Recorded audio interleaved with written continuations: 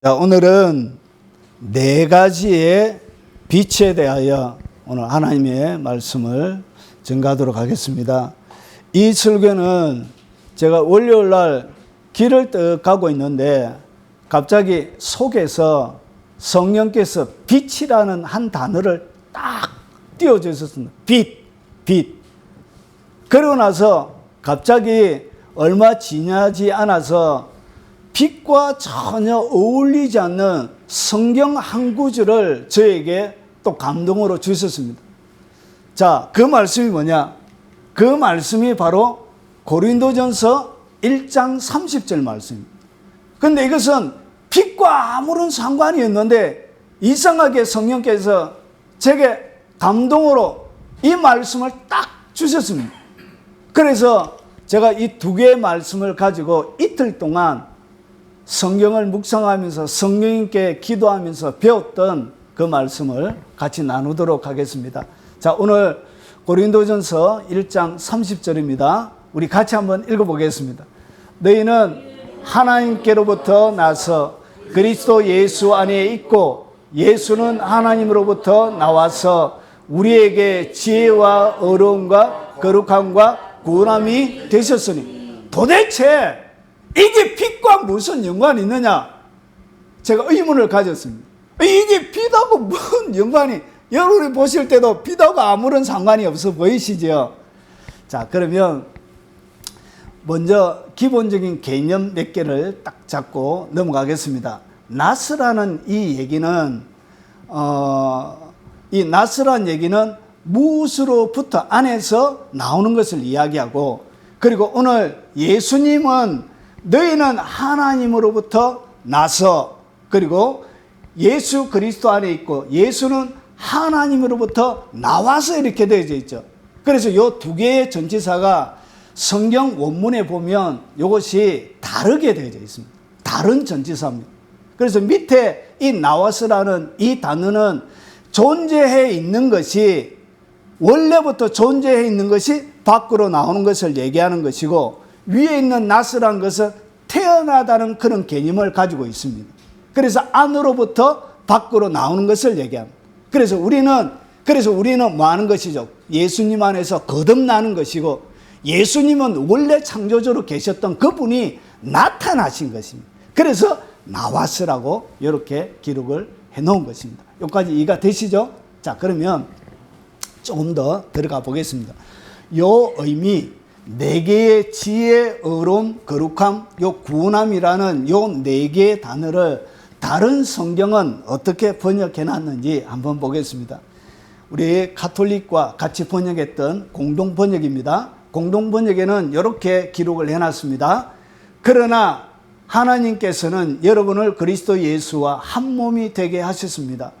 그리스도는 하나님께서 주신 우리의 지혜이십니다. 그래서 우리에게 지혜를 갖다가 이렇게 번역을 해놨습니다. 그리고 그분 덕택으로 우리는 하나님과 올바른 관계에 놓이게 되어졌습니다. 그러니까 하나님과 올바른 관계에 놓이게 되어지는 것을 갖다가 뭐라고 해요? 이것을 어려움이라고 그런 것입니다. 하나님과의 올바른 관계, 교통의 단계. 자, 그리고 하나님의 거룩한 백성이 되고, 이것을 갖다가 거룩함이라고, 거룩함을 이렇게 해석을 했습니다. 그리고 구원함을 받았다는 것은 해방을 받았습니다. 이것은 다 하나님께서 하신 일입니다. 이렇게 쉽게 더 정확하게 번역을 해놨습니다. 표준세 번역은 이렇게 번역을 해놨습니다. 그러나 여러분은 하나님의 자녀로서 그리스도 예수 안에 있습니다. 그는 우리에게 하나님으로부터 오는 지혜가 되시며 의와 거룩함과 구원이 되셨습니다. H 보면 구원을 이렇게 대속하여 구원함, 이렇게 번역을 하기도 한다. 그렇게 되어져 있습니다. 킹 제임스 버전은 이렇게 해석합니다. 그러나 너희는 하나님에게서 나서 그리스도 예수 안에 있고 예수님은 하나님에게로서 나서 우리에게 지혜와 의와 그리고 성별과 구속이 되셨으며, 그래서 이 거룩함이라는 의미를 가장 잘 번역한 것은 요 성별입니다. 성별, 구별이라는 뜻을 가지고 있습니다. 그래서 제가 네 가지를 계속 얘기하고 있죠. 첫 번째 뭐죠? 지혜. 그리고 이 의로움이란 것은 하나님의 약속을, 하나님의 계명을 지킬 때 그것을 갖다가 의라 그럽니다. 그래서 그것을 가지고 있는 사람을 의인이라 부른 거예요. 의. 됐죠? 그리고 나서 그 다음에 거룩하면 하나님의 말씀대로 철저하게 구별하여 사는 그것을 갖다가 거룩함이라 이야기하고, 그리고 구원은 우리가 구원 대속을 받는 것입니다. 자, 그러면 좀 더 진행해 보겠습니다. 자, 예수님은 이 땅에 어떻게 오셨는가? 예수님이 이 땅 가운데 오신 것을 요한은 이렇게 설명하고 있습니다. 요한복음 1장 4절과 5절에 보면 그 안에 생명이 있었으니, 그 안에 생명이 있었다는 것은 예수님 안에 태초에 말씀이 계시니라. 이 말씀이 하나님과 함께 계셨으니 이 말씀은 곧 하나님이시니라. 그가 하나님과 함께 계셨고 만물이 그로 말미암아 지은 바 되었으되 지은 것이 그가 없이는 된 것이 없느니라. 그러면서 4절에 이렇게 나오는 거예요. 그 안에 뭐가 있었다고? 생명. 예수님 안에 생명이 있었으니 이 생명은 뭐라고요? 빛이라. 결국은 생명과 빛은 같은 거예요, 다른 거예요? 생명을 갖다가 빛이라는 거예요. 자, 그러면 빛이 어두움에 빛이 돼 어두움이 깨닫지 못하더라. 그러니까 예수님이 이 땅에 오신 것을 갖다가 요한은 무엇으로 표현했다고요? 빛이라고 표현한 거예요. 빛. 그리고 이것이, 이 빛이 결국 뭐라고요? 생명이란 것이죠. 자, 그러면 빛으로 오신 예수님을 어떻게 사람들은 대했는가? 요한복음 1장 9절부터 보면 참빛, 곧 세상에 와서 각 사람에게 비치는 빛이 있었나.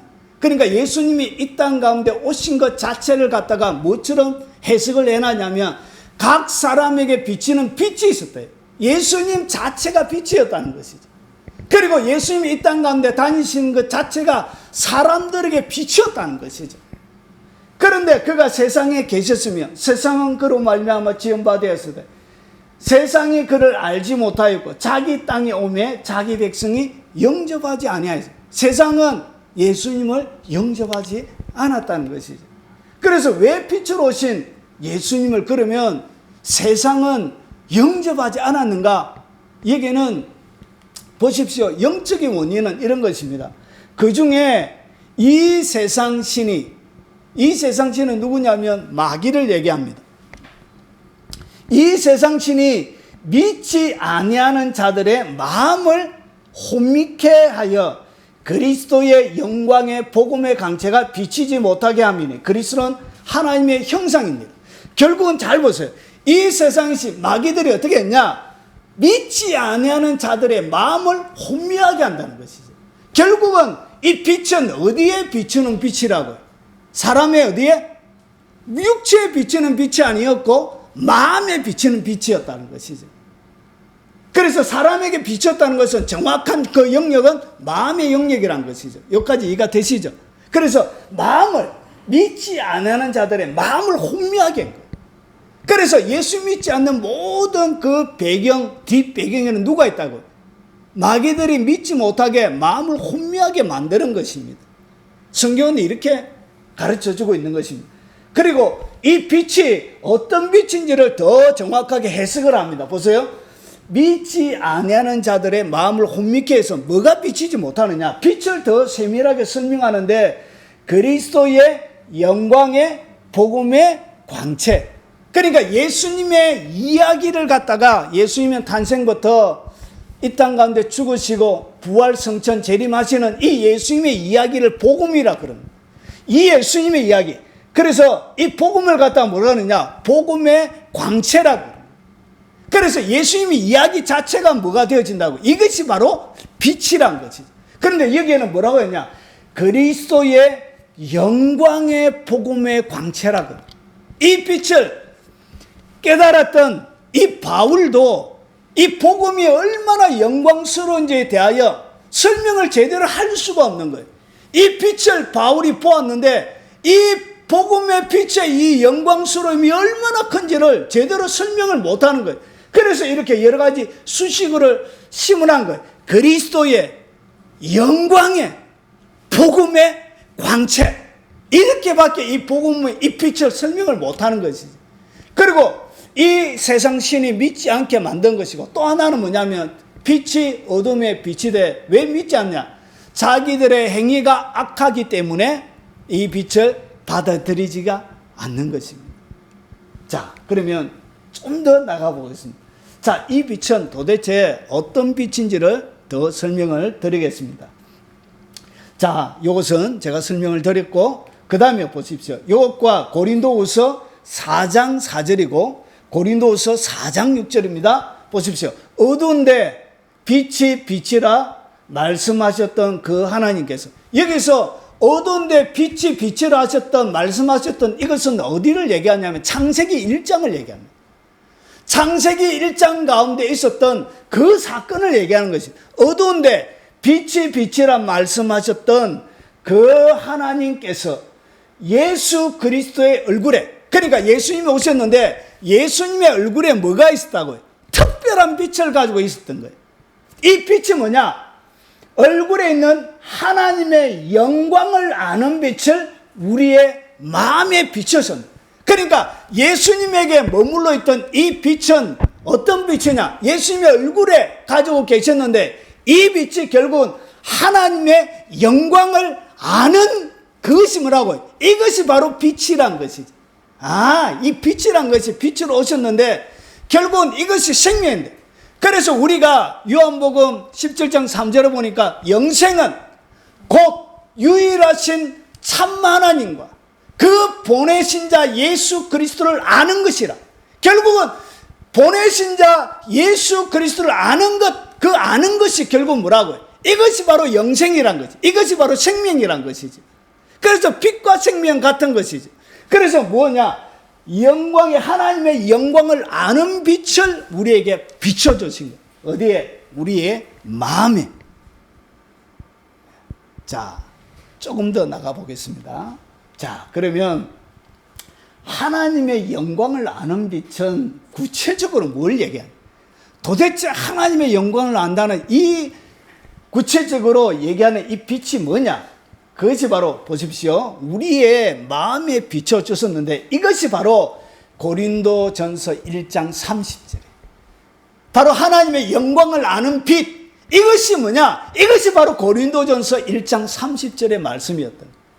그래서 보세요. 너희는 하나님으로부터 나서 그리스도 예수 안에 있고, 내가 예수님을 믿으면 우리가 예수님 안에 들어가죠. 예수님과 연합이 되는 거예요. 공동 번역의 표현대로 하면 예수님과 연합이 되는 거예요. 하나가 되는 거예요. 그러고 나서 보세요. 예수는 하나님으로부터 나와서, 그러니까 하나님의 영광을 보았던 그 예수님이 이 땅 가운데 어린 양의 육체를 가지고 이 땅 가운데 오신 거예요. 그래서 하나님을 명확하게 설명하고 명확하게 하나님을 정확하게 아는 분은 바로 예수님밖에 없는 거예요. 그분에게서 왔으니까. 그분에게서 이 땅 가운데 오신 거예요. 그래서 주님이 하늘부터 오신 것은 하나님을 가르쳐주기 위해서 오신 거예요. 그래서 하나님께로부터 나와서 우리에게 뭐가 되어진다? 지혜가 되는 거예요. 하나님을 제대로 알기 위해서 뭐가 필요하다고? 바로 지혜가 필요한 거예요. 하나님의 지혜, 예수님의 머릿속에 머물러 있던 그 지혜, 이것이 뭐냐? 이것이 바로 우리의 마음에 비치는 빛인 거예요. 빛. 이것이 첫 번째 빛이지. 이 빛이 없이는 하나님을 정확하게 알 수가 없는 거예요. 그리고 두 번째 빛이 뭐냐? 어려움인 거예요. 하나님의 계명을 지킬 때, 하나님의 말씀을 온전히 지켜낼 때, 그때서야 누구를 알 수 있다고? 하나님을 제대로 배울 수가 있는 거예요. 그래서 예수님께서 이 땅 가운데 오셔서 하나님의 모든 율법을, 로마서 8장 3절과 4절에 보면 육체의 모든 요구를 이 땅 가운데 이루기 위하여 사람의 모양으로 나타나셨으며 사람의 모양으로 죽기까지 복종하셨고, 그리고 나서 그 육체로 오셨던 그분이 어떻게 했냐? 율법의 모든 요구를, 로마서 8장 4절에 율법의 모든 요구를 이루어드리기 위하여 이 땅 가운데 오신 거예요.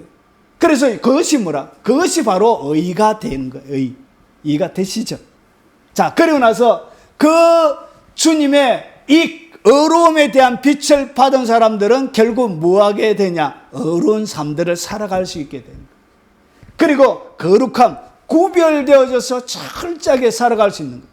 그리고 나서 그 다음에 구원함을 이 땅 가운데서 경험할 뿐만 아니라 죽어서도 영원한 구원을 받게 되어지는 것입니다. 그런데 이것이 순서를 잘 보세요. 우리가 보통 제가 의문을 가졌던 것이 뭐냐, 이 구원이 먼저 나오는 것이 옳은 것 같은데 이상하게 구원을 제일 끄트무늬에 바울이 갖다 둔 것을 유심히 바라봐야 됩니다. 이것이 무턱대고 갖다 준 게 아니에요. 잘 보세요. 그래서 이 빛이 결국 뭐냐, 이 빛이 네 가지의 빛인데 그것이 첫 번째 빛이 뭐냐, 이 바로 지혜의 빛이에요. 지혜의 빛으로 참 하나님, 그 하나님을 정확하게 알 수 있도록 그분이 우리 가운데, 이 땅 가운데 오신 것입니다. 그리고 그분의 의로운 그 삶 자체가 뭐가 되었다고? 빛이 되어졌고, 그 빛을 받은 사람들이 그 빛된 삶을 살아갈 수 있는 모범의 길을 보여주신 거예요. 그리고 거룩함, 온전히 구별되어져서 살아가는 것이 무엇인지를 정확하게 그분의 삶을 통하여 설명해 주신 거예요. 그리고 나서 이 땅 가운데서도 구원함을 맛볼 뿐만 아니라 영원한 구원, 완성적인 구원을 그들이 체험하면서 살아가게 되죠. 자, 이것을 갖다가 시편 111편 10절은 한 절로 딱 설명합니다. 잘 보세요. 지혜의 근본이란 것은 최고의 지혜를 얘기하는 것이에요. 지혜의 뿌리를 얘기하는 거예요. 이 세상의 진짜 지혜의 진짜 근본은 뭐냐? 그것은 여호와를 경외하는 거예요. 여호와를 경외하는 것을 가지고 있는 지혜, 여호와를 경외하는 것에 대한 것을 가지고 있는 사람이 뭘 가지고 있는 사람이라? 이것이 진짜 지혜를 가지고 있는 사람이란 거지. 그래서 하나님을 경외하는 것이 최고의 지혜임을 예수님이 이 땅 가운데 오셔서 우리에게 무엇으로? 빛으로, 그분의 말씀으로 가르쳐 주시는 것입니다. 그것이 뭐냐? 이게 바로 지혜의 빛이라는 것이. 하나님을 경외하는 것이 최고의 빛인 줄 알기 때문에 결국은 어떻게 하냐? 그의 계명을 뭐하죠? 지키는 거예요. 철저하게 그의 계명을 완벽하게 삶을 통하여 재현해 내려고 하는 거예요. 그것이 뭐냐? 그것이 바로 의로움의 빛이 드러나는 거예요. 이렇게 철저하게 지켜가니까 결국 그 삶 자체가 구별되어지고 거룩한 삶이 되어지는 거예요. 그래서 이 땅 가운데서도 하나님이 진짜 구원한 진정한 자유와 평화의 삶을 이 땅 가운데서도 경험하고 마지막 영혼의 구원도 받게 되어지는 거예요. 그래서 구원은 여러분 한 번 받고 끝나는 게 아니에요. 여러분 구원에 대한 이것은 세 가지의 동사로 세 가지가 되어져 있습니다. 과거적인 구원이 있고 현재적인 구원이 있고 미래적인 구원이 있습니다. 우리가 보통 얘기하는 구원은 미래적인 구원을 많이 얘기합니다. 내가 예수님을 믿음으로 죄 사함을 받게 되어지면 뭐가 되어지죠? 구원함을 받지요. 그래서 이것은 미래에 내가 구원받게 되어질 이런 구원만 있는 것이 아니고 내 삶들 가운데 현재적인 구원도 있는 것입니다. 그래서 이 두 가지 자체를 내 삶들 가운데 경험하며 누리며 살아가게 되는 것입니다. 자, 그래서 이 거룩한 빛 가운데 가니까 구원의 기쁨들이 그들 가운데 머물러 있기 때문에 누구를 찬양해야 되죠? 여호와를 찬양함이 영원히 계속되어지는 것입니다. 그런데 여기에는 문제가 있습니다. 뭐가 있냐? 여러분 우리가 죄를 짓게 되어지면 영적으로 어떤 일이 벌어지냐면 어두움이 증가해요. 우리의 삶에 먹구름, 어두움이 증가해요. 그래서 뭐가 가려진다고요? 빛들이 내 삶들 가운데 제한이 되죠. 그래서 빛이 죄를 통하여 죄를 딱 짓게 되어지면 빛이 줄어들음을 통하여서 어둠이 내 삶들 가운데 임하고 결국은 뭐가 죽냐? 하나님을 경외하는 빛이 죽어요. 그리고 하나님을 어렵게 섬기는 말씀을 철저하게 지키는 어려움의 빛이 죽는 거예요. 구별되어져서 살아가는 거룩함의 빛이 죽는 거예요. 그래서 나를 구원해 주셨지만 천국 갈 거지만 지금 내 현실의 삶들 가운데는 기쁨도 없고 하나님의 여호와를 찬양하는 찬양의 삶이 하나도 없게 되어지는 거예요. 그냥 믿기는 한데 형식적으로 내 삶들 가운데 예수 그리스도를 믿는 것이 아무런 의미가 없는 삶이 되어지는 거예요. 왜냐? 어두움의 짙은 먹구름이 그를 덮고 있기 때문에 그런 일이 벌어지게 되는 것입니다. 자, 그러면 위대한 하나님의 사역자들이 어떻게 쓰임 받았는지를 제가 몇 가지 예를 들어서 설명을 드리겠습니다. 자, 그들에게도 머물러 있는 빛이 있었습니다. 자, 이 빛이 뭐냐? 여러분, 모세입니다, 모세. 하나님을 가장 가까이에서 하나님을 가장 깊이 있게 체험한 사람 중에 한 분이죠. 그런데 이 모세에게도 뭐가 있었냐? 이 네 가지의 빛이 머물러 있었던 거예요. 첫 번째는 하나님을 직접적으로 만나서 하나님에 대한 완벽한 그가 담을 수 있는 만큼 하나님을 그가 지혜로 배운 거예요. 그러면서 40년 동안 하나님 앞에 쓰임받으면서 한 번의 실수 외에는 하나님을 어렵게 그의 온 삶을 통해서 담아내고 철저하게 구별되어져서 살아가고, 그래서 그의 삶이 어떻게 되냐? 이스라엘 백성들을 구원하는 구원자의 삶이 되어지는 거예요. 그래서 요 빛은 순차적으로 있는 것입니다. 먼저 지혜의 빛이 내 속에 머물러 있어야 돼요.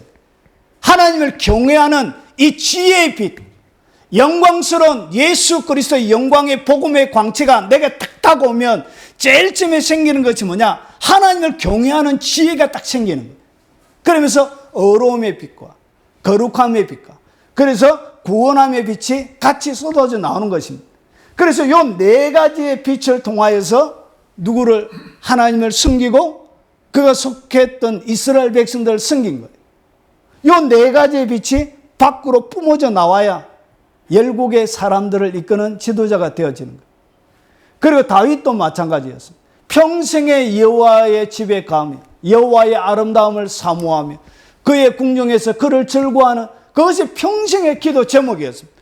그래서 하나님에 대한 지식으로 그가 하나님을 향한 열렬한 사랑의 빛으로 그의 삶이 빛나고 있었죠. 그러고 나서 몇 번의 실수가 있긴 하지만 거의 다른 사람과 견줄 수 없는 만큼 어려운 사람들, 그리고 그의 삶들은 정의를 집행하는 그런 삶이었습니다. 악을 징벌하고 이 땅 가운데 하나님의 무너진 법을 다시 세우는 그런 어려운 삶이었습니다.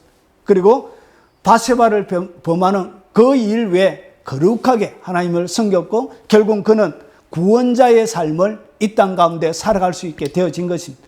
왜 예수님이 구원자가 되냐? 예수님에게는 빛이 계시는, 이 빛이 뭐냐? 네 가지의 빛이 그를 둘러 비추고 있었던 것입니다. 이 네 가지의 빛이 동시다발적으로 비춰야만이 그런 사람, 그런 교회, 그런 삶의 여정을 가지고 있는 사람들을 통하여 구원의 역사가 일어나는 것입니다. 솔로몬은 하나님의 놀라운 지혜의 빛을 받은 것입니다. 이 두 아이를 분별해주는 그런 초자연적인 지혜를 통해서 번쩍이는 지혜를 가지고 있었지만 하나님의 지혜의 빛이 잠언, 전도서 이런 것들을 기록하면서 그가 가지고 있었지만 하나님의 지혜의 영역 가운데 가장 깊은 곳에 그가 들어가 있기는 했지만 그에게는 뭐가 없었냐? 어려움의 빛이 없었던 거예요.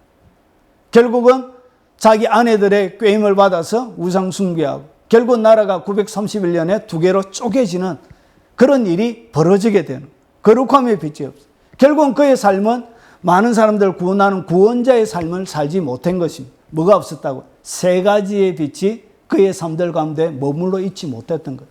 그래서 하나님 앞에 귀하게 서임받기 위해서 무슨 빛이 있어야 되냐? 네 가지의 빛이 머물러 있는 사람을 하나님은 그를 사용하는 것입니다. 그를 통하여 구원의 역사를 이끌어내는 것입니다. 자, 그러면 이 빛을 또 어떻게 설명하는지 잘 한번 보십시오. 자, 하나님의 영광을 아는 빛 설명을 드렸습니다. 그런데 이 빛을 우리의 마음에 딱 비춰줬었는데 어디에? 우리의 마음에. 자, 그러면 우리의 마음에 보십시오. 고린도후서 4장 6절이에요. 그 다음 절이 고린도후서 4장 7절이죠. 연결되어져 있는 거예요. 자, 그러면 여기에 뭐라고 그러냐? 우리가 이 보배, 뭐가 보배냐? 하나님의 영광을 아는 빛을 가진 그 사람을 갖다가 그 사람을 갖다가 뭐라 그러냐? 이 보배를 가진 사람으로 이야기해요. 그런데 이 보배가 어디에 있느냐? 질그릇에 가져 있다. 결국은 우리의 삶을 갖다가 이 보배를 하나님이 담아주셨는데 어디에다가 담아주셨다고요? 질그릇에. 그래서 우리의 삶, 우리가 육체로 살아가는 이 삶을 갖다가 성경은 뭐라고 그러냐? 질그릇의 삶이라 그런 거예요. 자, 그러면 이 질그릇에 가졌는데 이는 심히 큰 능력이 하나님께 있고 우리에게 있지 아니함을 알게 하려 함이니라. 결국은 우리를 가치 있게 만드는 것은 질그릇이 아니라 그 속에 있는 보배가 하나님의 영광을 아는 빛을 가지고 있는 그것이 진짜 보배인데 이 보배의 빛이 밖으로 나가기 위해서 이 보배의 빛이 많은 사람들을 숨기고 유익하게 하기 위해서 어둠을 밝히기 위해서는 뭘 해야 되냐? 질그릇이 어떤 변화의 과정을 거쳐야 되냐? 질그릇이 바싹 깨져야 되는 거예요. 질그릇이 철저하게 금이 가고 무너질 때 비로소 보세요. 이 빛이 밖으로 발산되기 위해서는 어떻게 되어져야 해요? 질그릇이 깨어져야 됩니다. 우리의 이 질그릇이 깨어져야만이 보배의 빛이 어떻게 밖으로 스며져 나가게 되는 거예요. 그래서 이것을 갖다가 언제 깨어지냐? 이 질그릇은 결국은 그 사람을 얘기합니다. 그 사람. 우리의 영을 갖다가 속사람이라 그러고 그리고 우리의 혼적인 것, 육체적인 것을 갖다가 그 사람이라 불러요. 그래서 우리의 고집, 아집, 우리의 자아, 그리고 우리의 살아있는 혈기, 이런 기타 이런 모난 습성들, 뾰족하게 나 있는 이런 수많은 가시들, 상처들, 아픔들 이런 것을 이야기합니다. 그래서 보세요. 그러므로 우리가 낙심하지 아니하노니 세상에는 낙심할 일이 많이 있습니다. 누구에게도, 바울에게도. 여러분 고린도후서 4장 계속 연결되어져 있는 말씀입니다. 그래서 그러므로 우리가 낙심하지 아니하는 자, 우리의 그 사람은 말씀드렸습니다. 우리의 혼적인 영역, 육체를 얘기하고 죄 짓는 습성을 가지고 있는 우리의 본성, 이 혼의 영역을 얘기합니다. 그 사람은 어떻게 하냐? 낡아진다. 근데 요 히브리 원문에, 헬라 원문에 보면 이것이 수동태로 되어져 있어요. 수동태. 수동태라는 것은 뭐냐면 스스로 이렇게 세월을 거쳐서 이렇게 낡아져 가는 것이 아니라 바깥에 강력한 외부의 세력에 의해서 강력하게 낡아지는 거예요. 누가? 하나님이. 하나님은 우리의 무엇을 낡아지게 만든다? 그 사람을 철저하게 낡아지게 만드는 거예요. 쉽게 이야기하면 질그릇을 깨버리는 거예요. 깨버려요. 하나님은 그렇게 하시는 거예요. 왜 그러냐? 깨야만이 뭐가 나온다고요? 빛이 스며져 나오는 거예요. 빛이 뿜어져 나오는 거예요. 우리 속에 있는 예수 그리스도의 이 네 가지의 빛, 예수님에게 있는 네 가지의 빛, 예수님을 믿음으로 우리 속에 머물러 있는 잠재되어져 있는 작동하지 않고 내 속에만 머물러 있는 갇혀있는 이 빛이 질그릇이 깨어짐을 통하여 빛이 뿜어져 나오는 거예요. 자, 그래서 우리의 속사람은 날로 새로워지는 거예요. 그 사람이 깨어져야 뭐가 새로워진다고요? 예, 우리의 속사람이 새로워지는. 그래서 우리가 잠시 받는 환난에 경한 것이. 그래서 우리에게 하나님이 뭘 주냐? 고통과 고난을 주는 거예요. 뭐 깨려고? 그 사람 깨부수려고 그래요.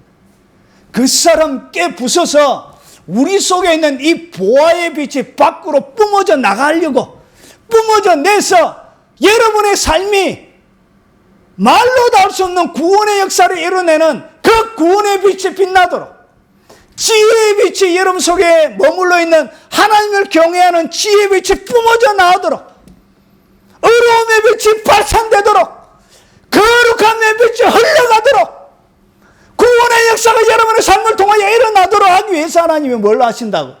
깨부수는 거예요. 왜냐? 여러분의 자아가 하나님의 역사를 방해하는 최고의 방해꾼이거든. 여러분의 자아가 그렇습니다. 그래서 우리가 잠시 받는 뭘 주냐? 환난의 경험. 이 환난은 경한 것이래. 무와 비교해서 영광과 비교해서 보세요. 지극히 크고 영원한 영광에 중한 것을 우리에게 이루게 하면 결국은 영광을 우리에게 주려고 그런 거예요. 그래서 바울이 하늘나라의 삼층층 하늘에 올라가서 하나님의 백성들이 받을 영광을 그가 직접 눈으로 봐본 거예요. 봤는데 고린도서 12장에 내가 그리스도 안에 한 사람을 아는데 이 사람이 육체 밖에 있었는지 안에 있었는지 나는 모르거니와 하나님은 아시는 자랑할 것은 없는데, 부득불 내가 자랑하는데, 결국은 그 사람이 누구죠? 자기 자신을 얘기하는 것이죠. 전도하다가 돌에 한번 맞아서 버려진 적이 있습니다. 아마 그때 많은 성경학자들은 삼성성 하늘에 올라갔을 것이라고 그렇게 추측을 합니다. 천국을 딱 방문하고 나서 하나님의 영광을 그가 본 거예요. 근데 이 영광을 설명할 길이 없는 거예요. 그래서 이렇게밖에는 도저히 이 영광을 설명을 못하는 거예요. 영광에 중한 것이래. 환란은 경한 것이 가벼운 것이. 근데 이 영광은 굉장히 무거운 것이. 영광이라는 자체가 무겁다는 의미를 가지고 있습니다. 무겁다, 카보드. 무겁다는 의미를 가지고. 그런데 무거운 영광인데 앞에 보면 이 영광에다가 이 영광은 그냥 영광이 아니고 영원한 영광이에요. 영원한 영광에 중한 것인데, 그런데 이렇게 해도 이 영광을 다 설명할 길이 없는 거예요, 바울이. 그래서 어떻게 했냐? 크고 영원한 영광이라고. 이 크고 영원한 영광이라고 얘기했는데 이것도 다 설명을 못 하겠는 거예요, 바울이. 그래서 어떻게 했냐? 지극히 크고 영원한 영광에 중한 것을 어디에? 우리 속에 이루려고. 그래서 이것을 갖다가 천국에 올라가서 직접 보니까 이것을 갖다가 보배라고 외에는 달리 설명할 길이 없는 거예요. 여러분 가운데, 여러분 속사람 가운데 하나님은 이것을 주시려고 그런 거예요. 그래서 뭐하냐? 깨부수는 거예요. 그래서 때로는 인생이 그렇게 고달프고 힘이 든 거예요. 빨리 깨지면 빛이 빨리 나가는데 저속한 말로 좀 오래 개기고 뻗대고 막 일하면 시간이 길어져요. 그래서 한 70여나 돼서 깨닫고 그때 쪼개지면 하나님이 그때는 더 이상 뭐 사용할 수 있는 길이 없어요. 그냥 안전하게 천국 데려가는 것 외에는 없는 거예요. 그래서 빨리 쪼개지는 것이 중요합니다. 빛을 비춰야 하나님이 뭐하냐? 쓸 수 있는 거예요. 자, 그래서 예수님도 보세요. 예수님의 생명이 우리에게 어떻게 전달된지를 잘 보세요. 겟세마네 동산에서 아버지여 나의 원대로 마시고 아버지의 뜻대로 되길 원합니다 하면서 자기의 뜻들을 그 겟세마네 동산에서 3번이나 간절하게 기도하면서 어떻게 하죠? 깨부숴버린 거예요. 그래서 그의 내면의 십자가를 요쪽에서 지는 거예요. 자기가 완전히 쪼개지니까, 자아가 하나님의 뜻 가운데 완전히 쪼개지니까 그것을 통해서 뭐가 흘러간다고요? 빛이 스며져 나와서 생명이 우리에게 와서 우리에게 생명이 도달하게 되어진 거예요. 그리고 그의 요 4가지의 빛이 자기의 죽음을 통하여 흘러나오는 거예요. 생명이 비로소 도달하게 되는 거예요. 십자가에서 완전히 죽으심을 통하여 우리에게 온전한 생명이 우리에게 오게 되어진 것입니다. 무엇을 통하여?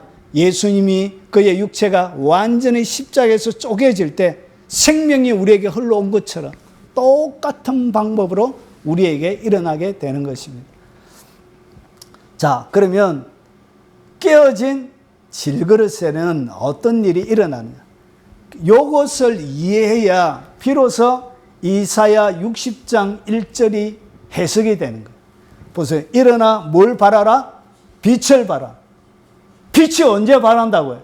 내가 깨어질 때 빛이 나가는 거예요. 내가 하나님의 영광 가운데 온전히 부서질 때 하나님의 빛을 바라게 되는 거예요. 그래서 너의 빛이 이르렀고, 그리고 여호와의 영광이 내 위에 임하게 되어지는, 자기가 완전히 부서진 그 영혼 가운데 하나님의 성령을 갖다 붓는 거예요. 하나님의 영광을 쏟아붓는 거예요. 그래서 질그릇 상태로는 하나님이 사용할 수가 없는 거예요. 그래서 완전히 깨어질 때 드디어 일어나서 빛을 발할 수 있는 기본적인 조건이 된 거예요. 그리고 그 위에다가 하나님이 또 뭘 붓냐? 하나님의 영광을 그 가운데 부어지는 거예요. 왜냐? 하나님의 영광이 더 확장되도록. 그래서 영광이 빛이 머물러 있으면 어떤 일이 일어나냐? 보라, 어둠이 땅을 덮을 것이며 캄캄함이 만민을 가리느냐? 오직 여호와께서 내 위에 임하실 것이라. 이런 사람 위에 뭐가 임한다? 하나님이 임하는 거예요. 깨어진 자들이. 그리고 그의 영광이 내 위에 나타내. 하나님의 영광이 그의 삶들 가운데 드러나기 시작하는 것입니다. 기적의 삶이 되는 것입니다. 초자연적인 삶이 되는 것입니다. 하나님의 영광을 마음껏 거침없이 제한 없이 담아내는 초자연적인 사람이 되는 것입니다. 그래서 나라들은 내 빛으로, 왕들은 비치는 내 광명으로 나오리. 결국은 빛이 머물러 있는 삶들 속으로 누가 온다고요? 왕들이 오는 거예요. 열국의 사람들이 방문하게 되는 거예요. 그 빛을 가지고 있는 그 사람을 초청하게 되는 거예요. 그 사람을 만나고 싶어 하는 거예요. 사람은 잃어버린 모든 사람이 죄를 범하였으며 하나님의 영광에 이르지 못하더니, 그래서 영광에 대한 갈증을 가지고 있는 거예요. 그래서 영광이 드러나는 곳곳마다 사람은 거기에 자석처럼 끌려가는, 거기에 가보고 싶은 허기짐이 있는 거예요. 목마름을 가지고 있는 거예요. 그래서 광명으로, 이 빛이 있는 곳으로 나아가게 되는 거예요. 그래서 하나님이 우리에게 뭘 하냐? 빛을 비추고 싶어서 깨부수는 거예요. 깨부수는 거예요. 자, 게달의 약물이는 다 내게로 모일 것이요 너바도의 수양은 내게로 공급되고 내 제단은 올라가 기꺼이 받음이 되리니 내가 내 영광의 집을 영화롭게 하라. 빛이 머물러 있는 그 집을 갖다가 하나님은 뭐라 부른다? 영광의 집이라 이래 부른다. 그래서 솔로몬이, 하나님의 영광이 솔로몬 성전에 모여져 있으니까 열국이 방문했죠. 지혜의 빛만 가지고 있었던 그 솔로몬에게도 그 지혜의 빛 가운데 드러나는 그 영광을 뵙고 싶어서 이디오피아 여왕도 오고 열국의 사신들이 방문하게 되는 일이 일어나는 거예요. 왜냐? 하나님의 영광의 집이 되어지면 이런 역사가 일어나게 되는 것입니다. 자, 그래서 보세요. 이 네 가지의 빛이 머물러 있는 집을 갖다가 뭐라 그러냐? 영광의 집이라고. 하나님의 집이 딱 되면 여러분의 삶이, 여러분이 영광의 집, 네 가지의 빛이 머물러 있는 하나님의 집이 딱 되어지면 어떤 일이 벌어지냐? 자, 빛이 머물러 있는 영광의 집이 되면 일어나는 현상입니다. 자, 첫 번째 뭐 하냐? 하나님이 그의 삶을 불쌍히 여기게 돼요. 특별한 하나님의 불쌍히 여김이 있습니다. 내가 노하여 너를 쳤으나 이제는 나의 은혜로 너를 불쌍히 여겼은지. 여러분, 제가 비법 하나를 가르쳐 드리려고 하는데 한번 얘기해 볼까요? 모든 자연적인 것들은, 영적인 것들도 마찬가지인데 심어야 거두게 됩니다. 심어야 거두게 돼. 이것이 하나님의 법칙이에요. 안 심었는데 거두려고 하는 것을 갖다가 갈라디아서 6장에는 뭐라고 그러냐? 너를 속이는 것이라고 그래요.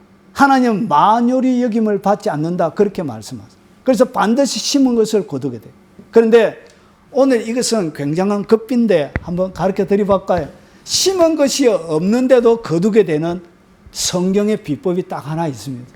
가르쳐 줄까요, 말까요? 자, 심은 것이 없는데도 성경에는 거두게 되는 경우들이 예수님 사역 가운데 있었습니다. 그게 뭐냐? 다윗의 자손이여, 나를 불쌍히 여겨주소서. 다윗의 자손이여, 나를 불쌍히 여겨주소서. 이상하게 하나님의 기적들과 항상 같이 가는 단어가 뭔지 아십니까? 불쌍히 여겼다라는 단어입니다. 불쌍히 여겼다. 결국은 이것은 뭐냐? 이 소경이나 팔다리가 없고 그리고 여러 가지 장애를 가지고 있는 수많은 사람들이, 그들은 심은 것이 하나도 없었습니다.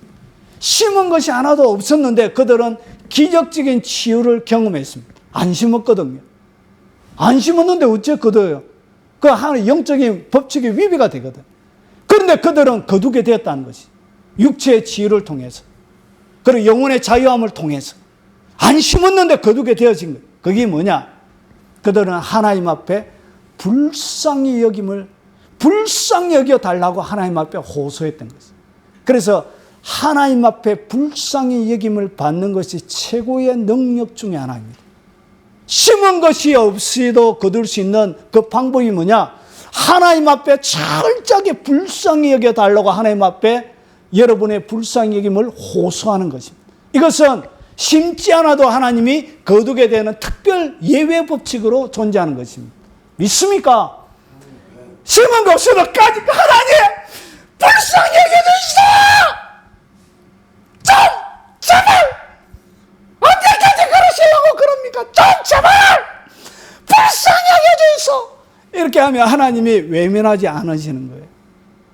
믿습니까? 성경은 그걸, 그래서 모든 실타래는 어디 있냐? 불쌍히 여김부터 시작하는, 모든 말씀이 그렇게 돼요. 그래서 하나님이 불쌍히 딱 여기기 시작한부터 뭐가 있냐? 영적인 물고가 트이기 시작합니다. 영육간의 모든 물고가, 하늘의 신령한 물고가 트이지기 시작하는 것입니다. 뭘 여김을 받아라? 불쌍히 여김을 받아라. 그래서 중세시대에는 만트라 기도라고 있습니다. 만트라 주문이라는 말이죠. 거기에 만트라 기도를 통해서 10,000번, 20,000번, 그래서 중세의 그 수도원의 기록들을 보면 만트라 기도했는데 기적적인 보고가 그렇게 많습니다. 만트라 기도가 뭐냐? 주여 나를 불쌍히 여겨주세요. 이것이 만트라 기도 내용의 전체. 이것을 몇 번 했다고요? 10,000번, 20,000번씩 하면 기적이 일어나요. 주여 나를 불쌍히 여겨주소서. 이것이 만트라 기도 내용의 전체 내용이에요. 기적을 만들어내는 기도예요. 만트라 기도. 한 번, 두 번, 세 번, 네 번, 딱 6번, 한 100번 딱 넘어가면 이것이 뭐냐? 탄력이 딱 붙어요. 그리고 내가 확실히 딱 믿어지. 그러면서 하나님의 보좌는 이 불쌍히 여겨달라는 이 말에 흔들리기 시작하는 거예요. 하나님의 긍휼과 자비가 이 불쌍히 여겨달라는 이 말에 쏟아붓게 그렇게 세팅이 되어져 있습니다. 사랑하는 여러분, 능력이 없고 가진 것도 없고 재능도 없어도 여러분 용기를 내십시오. 하나님의 불쌍히 여기는 긍휼과 자비가 하나님에게 있습니다. 그 긍휼과 자비에 호소하십시오. 기적은 여러분의 삶을 채우게 되는 것입니다. 그래서 눈이 딱 열리는 거예요. 그리고 나서 보세요. 이방인들이 내 성벽을 쌓게 돼요.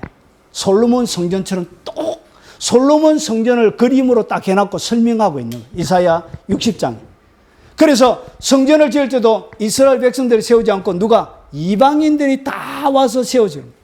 결국은 여러분이 거처하게 될 모든 것들, 여러분 거주지는 누가? 이방인들이 다 지어줘요. 여러분이 안 해도 돼. 누가 해준다고요? 빛이 머물러 있기만 하면, 하나님의 영광의 집이 되어지면, 네 가지의 빛이 발산이 되기만 하면 뭐가 일어난다고? 이방인들이 와서 다 지어줘요. 여러분 그냥 빛만 바라면 돼. 여러분 할 거 없습니다. 믿습니까? 이게 성경이 가르치는 거예요. 그리고 성문이 항상 열려 있는 거예요. 성문이. 그래서 이방 나라들에 뭐가 들어온다고요? 재물이. 여러분 외국에서 방문할 때 그냥 옵니까? 아니죠. 뭐 들고 옵니까? 예, 우리나라에 전 세계 최고의 교회가 있었죠. 뭐 옛날을 얘기합니다. 옛날.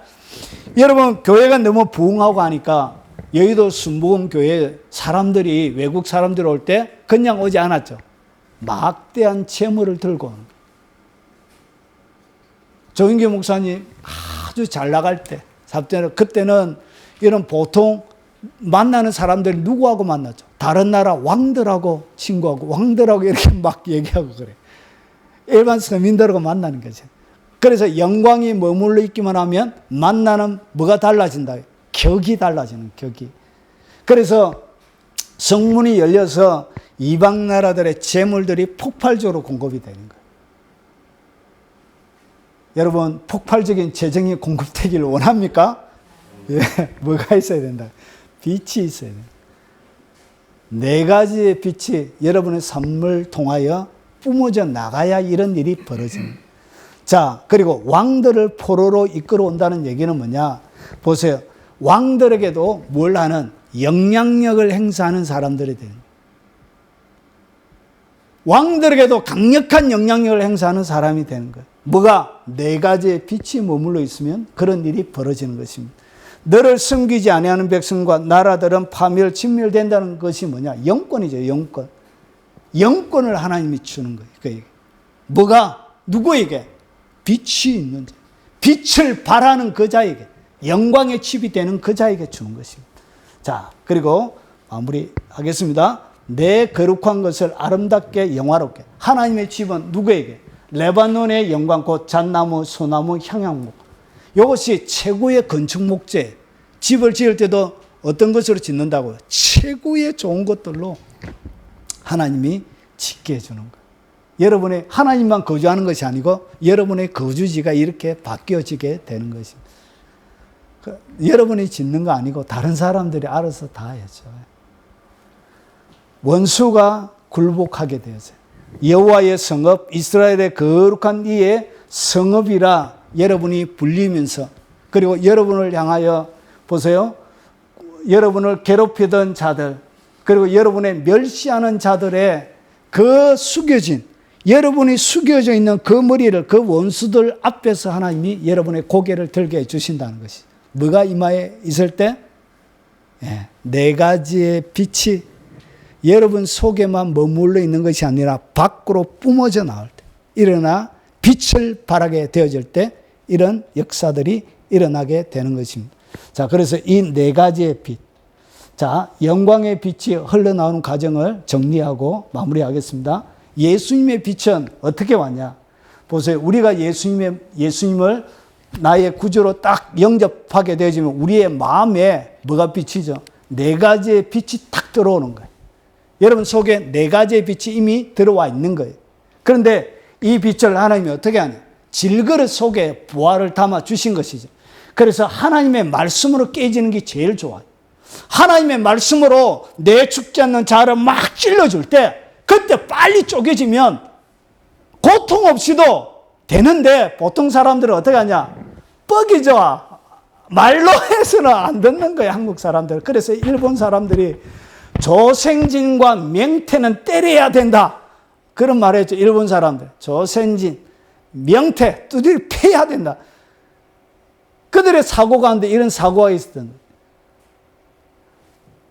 한국 사람들이 또 그래요. 그래서 하나님의 말씀으로 깨지면 좋은데 어떻게 하냐? 개기는 거예요. 어떻게? 뒤지도록 인생의 고난을 통해서 맞고, 그래서 깨지는 거예요. 그래서 뭐가 일어난다고요? 이 모세의 성막 가운데 있었던 것처럼, 솔로몬의 성막 가운데 있었던 것처럼 여러분이 하나님의 집이 되어져서 여호와의 영광이 머물러 있는, 완벽하게 하나님의 영광을 담아내는 삶이 되어지게 되는 것입니다. 그래서 여러분을 갖다가 뭐라 부른다고? 하나님의 시온이다, 영광의 집이다, 이렇게 부르시는 것입니다. 그래서 여러분의 일생이, 그러면 이 네 가지의 빛을 여러분 가운데 전달해 주시는 분은 누구죠? 그분이 바로 성령님이세요. 성령님. 성령님과 동행하시고, 여러분의 일생 가운데 네 가지의 빛이 뿜어져 나와서 일어나 빛을 발하는 그런 영광스러운 삶이 되시길 주의 이름으로 도전을 던집니다.